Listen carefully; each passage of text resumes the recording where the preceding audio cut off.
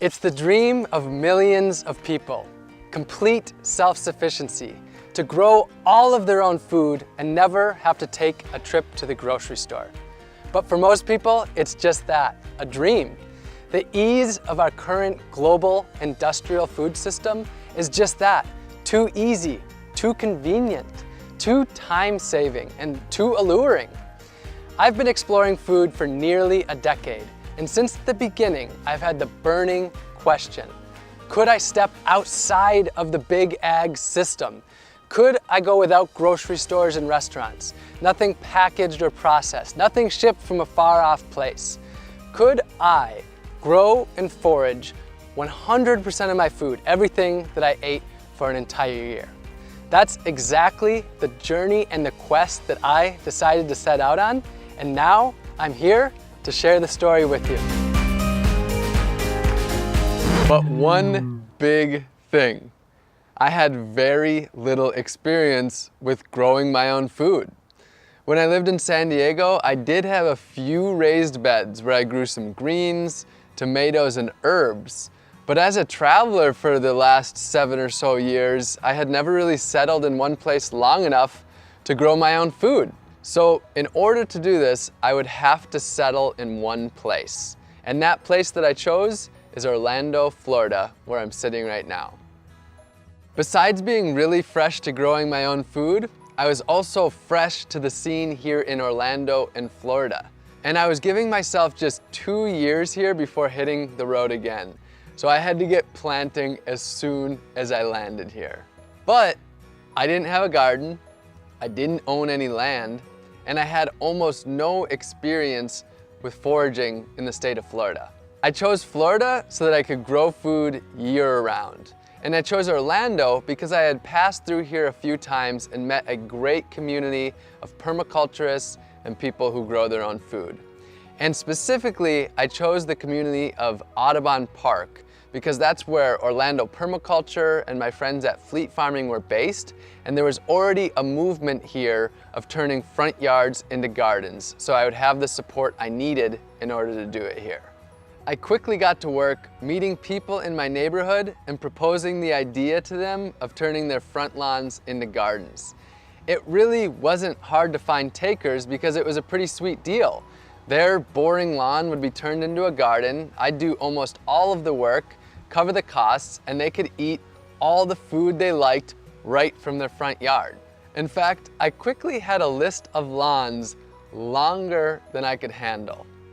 The transformation was amazingly quick, and within just a few months, I was growing more food than I could eat myself and sharing it with friends in the neighborhood.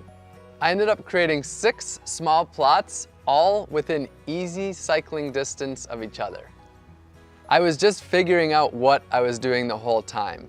I went to local meetups like Orlando Permaculture, volunteered in the garden with Fleet Farming, visited farms and gardens and nurseries, took foraging classes with local foragers like Green Dean, read books by local growers, and watched videos online and more. For a place to live, I built a simple tiny house homestead in the backyard of a community member that I met. And in exchange for using their space, I turned their monoculture of grass into an at-home supermarket. Starting from scratch, it took me 10 months to be comfortable and ready to begin my year. November 11th, 2018 would be my first day. It was now time to eat 100% from my gardens and food that I would forage. Now, when I say 100%, I truly mean it. No grocery stores or restaurants, no drinks at a bar, nothing packaged or processed, nothing shipped long distances, no farmers markets, not even going over to my friend's pantry or even going to their gardens or their food forests. Why not share food from my friends' gardens? Because I wanted to truly immerse in my food. I wanted to have to literally figure out how to grow every single food or ingredient that I needed, or how to source it from nature. Many people know me for my dumpster diving to raise awareness about food waste. And a lot of people who follow me online assumed that I would still be eating from dumpsters. But nope, no food from dumpster diving at all. I had already proved to myself that I could live off of the waste of our globalized food system. Now it was time to see if I could step away from that completely. That included everything that I put in my body, even supplements, vitamins, and medicines. Now you'd think on day one that maybe I'd have eaten a lot of 100% homegrown and foraged meals, but to be honest, my first meal on day one was my first 100% homegrown and foraged meal of my entire life. It was day one and I was in the deep end. But I had laid the foundation that I needed. My gardens scattered across the neighborhood were full of food, and I had scouted out food both in the city and the countryside to forage. My supermarket was on nearly every street I could walk down, and the shelves were stocked. Over the last 365 days, I grew and harvested over 100 different foods from my gardens and foraged over 200 different foods from nature. That's a new species for almost every single day of the year. I grew a dozen different greens packed with nutrients: moringa, katuk, chaya, purslane, collards, kale, and perennial spinaches, just to name a few. I grew sweet potatoes, cassava, and yams for my main caloric needs, pigeon peas and southern peas for protein, delicious fruits like papayas and bananas, Seminole pumpkins, carrots, eggplants, just to name a few vegetables, and garlic, onion, peppers, and many herbs to add flavor and nutrition to all of my meals. And I raised bees for honey to satisfy my sweet tooth, which, believe me, I do have quite the sweet tooth.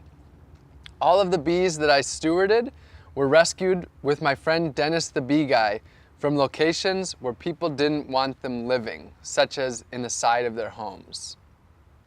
I harvested giant wild yams from the woods, picked coconuts to make coconut milk, butter, and coconut curries, foraged from fruit trees in the wild, growing in public parks, and in the city with the bounty of fruit falling onto the sidewalks. And of course, wild bananas too. I caught fish from the oceans, lakes, and rivers, and even harvested deer that had been hit by cars during my visit to Wisconsin. I harvested over 20 species of mushrooms in the woods, picked nutritious plants that people call weeds that they walk by unknowingly or even constantly battle with in their yards and gardens. My caffeine came from the native Yaupon holly tree that I made a tea from, and I even harvested my own sea salt from the ocean by collecting the water, boiling it down in a pot until I was left with just the sea salt for my meals. I grew and foraged all of my own medicine and vitamins too. I grew fresh turmeric and ginger in my gardens, foraged elderberries from the wild. I harvested reishi mushrooms and herbal teas, and grew moringa, also known as the vitamin tree, to make an easy to travel with multivitamin powder. But most importantly, my food was my medicine. It's a different way of thinking for most people, but even the weeds that grow just outside of our doorstep are some of the most nutritionally and medicinally dense plants on Earth. For the last year, nature has been my garden, my pantry, and my pharmacy. With the seasons, my foods varied greatly.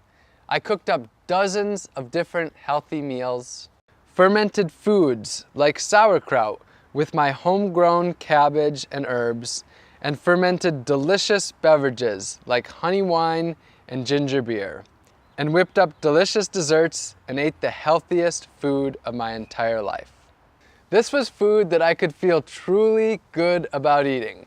It was all local, all natural, and all organic. I made it through the entire year without using a single pesticide. Now sure, I had my problems with pests, like when the cucumber worms decided to attack my Seminole pumpkins.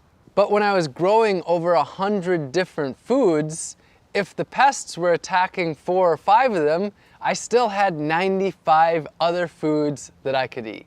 Just as importantly though, I chose to grow the plants that thrive in this environment. When I started, I didn't walk down the aisles of the grocery store and ask which foods that I liked the most. Instead, I talked to local farmers and gardeners and my permaculturist friends and asked them what foods grow so ridiculously well and so ridiculously abundantly that I could hardly screw it up. And those are the plants that I chose to focus on, and that's one of the main things that got me through this year. This was without a doubt one of the most challenging things that I've ever done.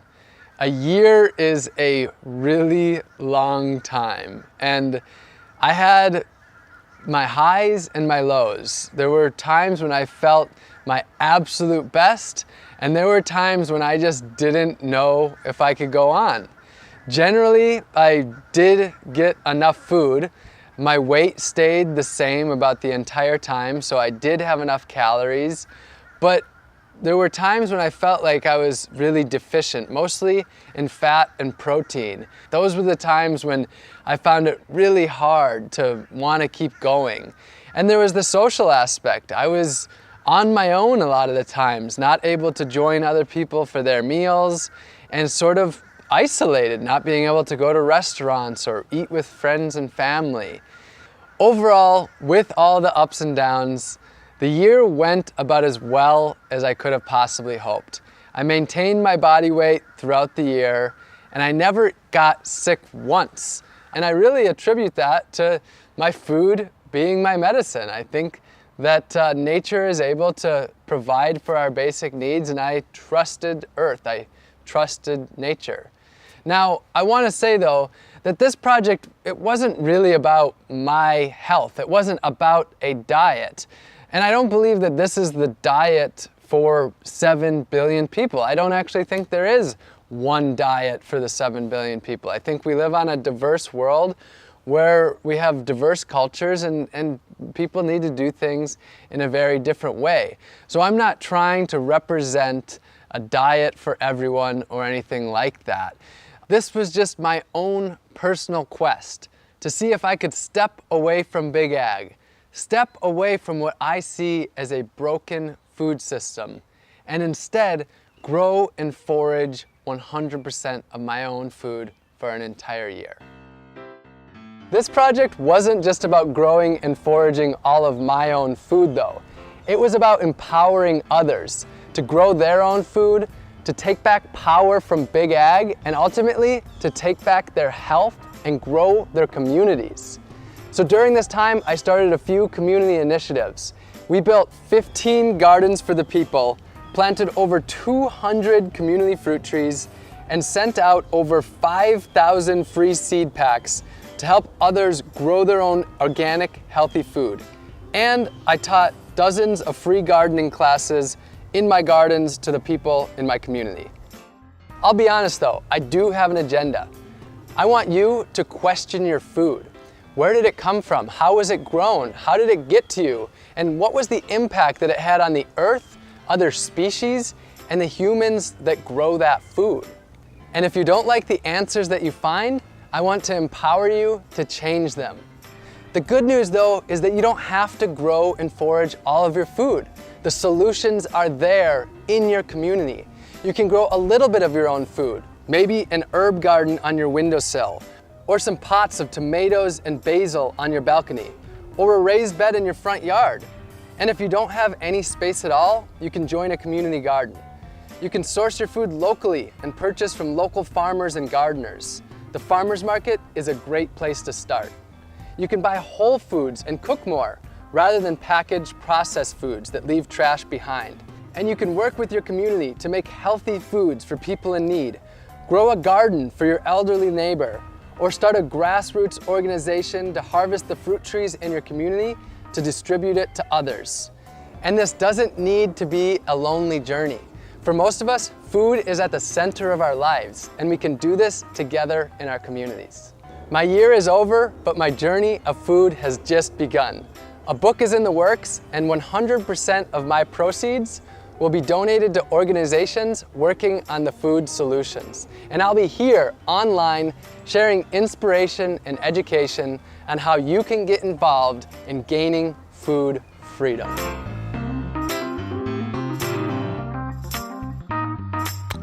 My mouth is cold now.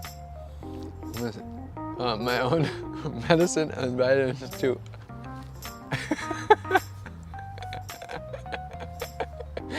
All right, make note of that.